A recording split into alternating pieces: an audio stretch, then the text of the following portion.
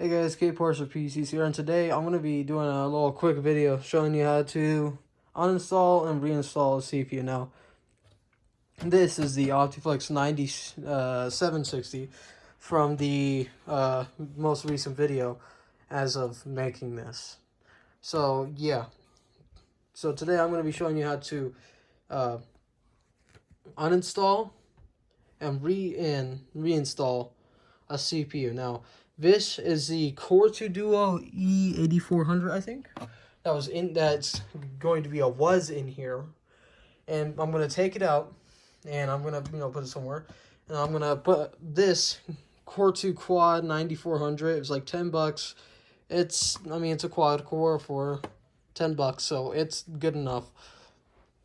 Now, one thing that I didn't record is like me taking the heatsink and the little plastic clips that hold on the heatsink off. That's just because that's, mounting's different, and honestly, it's kind of self-explanatory. You just take your screwdriver, just screwdriver it up. Now, first this is an Intel board, obviously. So I'm gonna pull back the retention. I'm gonna pop the retention arm off this little latch they have to where it holds it down. I'm gonna come out with it, and I'm gonna go up, and I'm gonna hit the heatsink. Oh, great. Okay, so on here I have to take the heatsink off to remove the CPU. So give me a second. I'm basically just gonna push down these clips and get them off. Now I'm not gonna want to chip the heatsink, the chipset, because this is a chipset heatsink, and if I if I do anything to the chipset that breaks it, it's broken. Like the motherboard's broken. So I'm just gonna put that there for a second. Have a good time looking at the heatsink.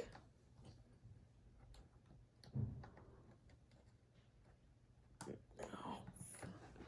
do you get that off?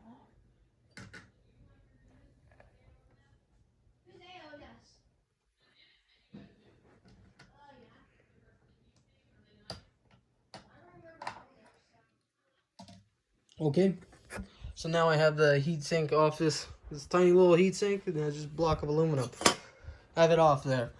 So just make sure not to chip it. This is what an actual CPU or a GPU. This is what a GPU looks like if you take the heatsink off, and if you defrag, which is like taking the little metal part on the top off, that's what a CPU looks like. It's basically just a die. Now, this stuff is now just, it's not like new motherboards. This is an old one, obviously. But new ones don't have a chipset that's just covered up by a piece of aluminum. They're normally built directly in, and either that or they're just like the size of this. They're just like tiny little chips. They're on there. No, so now I have the retention arm pulled all the way back, and I should be able to pull this little thing up like that.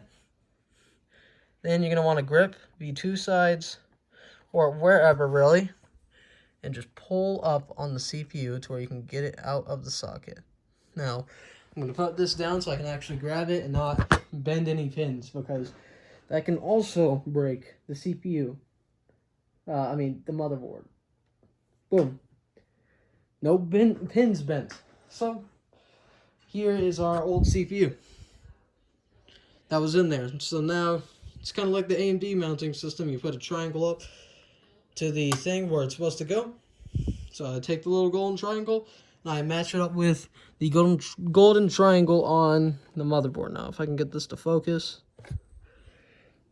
No, I think the golden triangle was right there in the corner.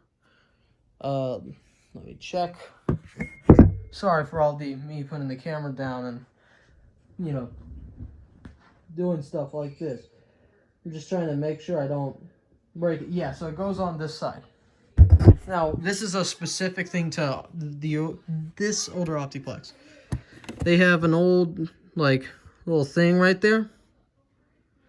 Like a triangle to where you can tell where this triangle lines up with it. So, it goes in like that for me. So, now, since this is easier than picking it up, I just got to slowly, carefully put it in there.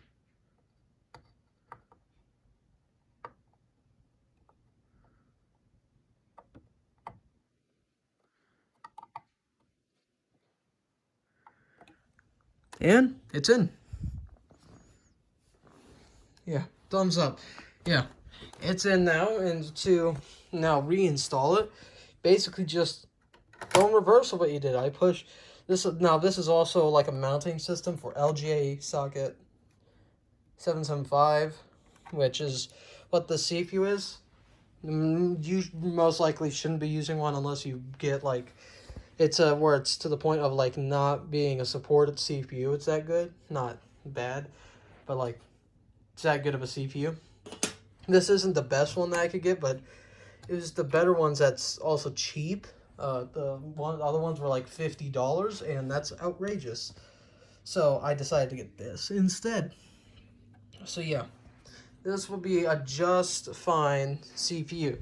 Now, what you need is your thermal paste. Now I have some Cryonaut Thermal Grizzly for this. Really anything works.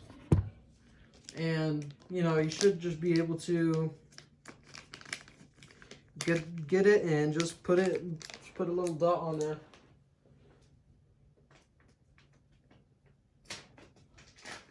So yeah.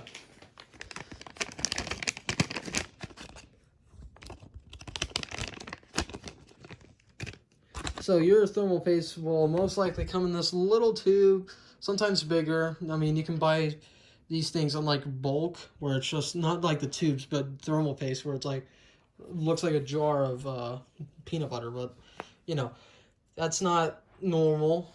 And one other thing, you're gonna want to clean off the thermal paste on this, like on these, on your CPU heatsink. You're gonna want to clean it off to where it's not using the same old crusty, you know, thermal paste from Dell 10 years ago.